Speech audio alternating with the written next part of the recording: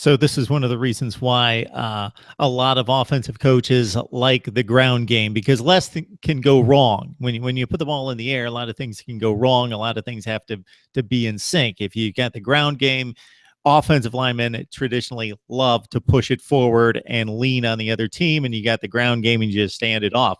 Passing game, lots got to work. So we talked about the quarterback situation. The offensive line's got to protect, and then even if that stuff works and the quarterback makes the right read and gets it to the right guy and throws a good ball, he's got to catch it. And that's been an issue at times at Florida. So where do we stand at wide receiver now?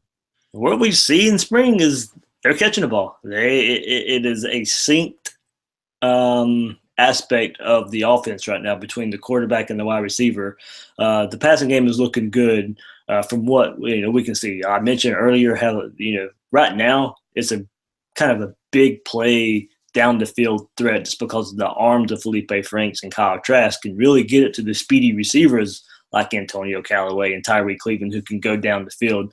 I mean, Florida's going to have two really good receivers on the outside, but they also are going to have some weapons on the inside. They get Dre Massey back, and from all returns, he's rebounded well from that knee injury that he suffered in the first game last year where we didn't hardly ever get to see him play.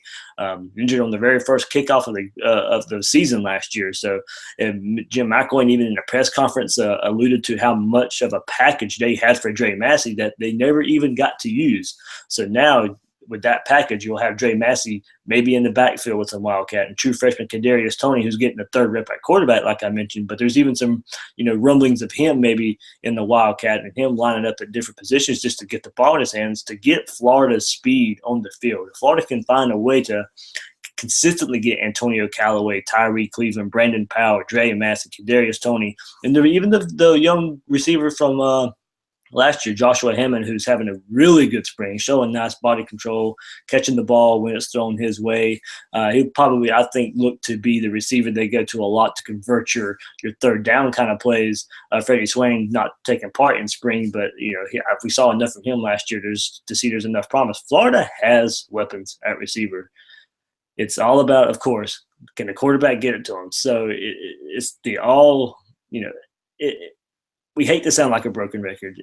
But I'm sorry, that's what it is. If Florida can get the quarterback play figured out, I think we see how many weapons this Florida offense actually has. So, David, if this offense looks the way reasonable Florida fans want it to look like, not throwing 60 times a game, but reasonable Florida fans, and Jim McElwain wants it to look like, and you want it to look like this fall, is this a 65% run-heavy traditional play action team that hits you for big plays downfield, doesn't dink and doink, but because of the arm, especially if Franks wins the job, they're hitting on big chunk plays downfield? I would say that would probably be ideally the case, but I think if we go back and look at the most successful game in Jim McElwain's tenure at Florida was when they beat Ole Miss in 2015. And they were throwing the ball over the field. I think Will Greer was 24-29 for 270-something yards. Florida didn't really necessarily run the ball well that game, but it was Will Greer picking apart. It was converting third. Mark, I'll tell you, if you would ask me the thing I was about to say there, they're converting third downs. That's by far the biggest thing.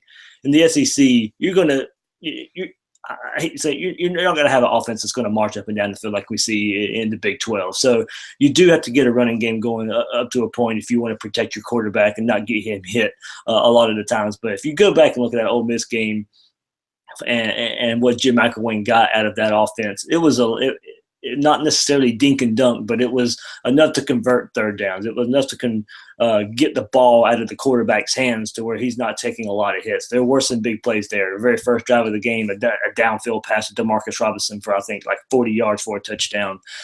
So it is those big chunk plays. But if you're asking me, it's getting somewhere to where a quarterback can convert third downs consistently, keep the chains moving, keep the offense on the field, keep that good Florida defense off the field as much as possible. It is a ball control offense, whether it's through passing the ball or running the ball. I don't necessarily think it matters. All right, folks, you got a dose right here. This is the reason why David's one of the staples on our show. And I tell you all the time, you got to go to Gators Breakdown on SoundCloud, iTunes, or YouTube and look them up, and you get the best in Florida football coverage. David Waters from Gators Breakdown. David, we always appreciate the breakdown. Thanks, Mark.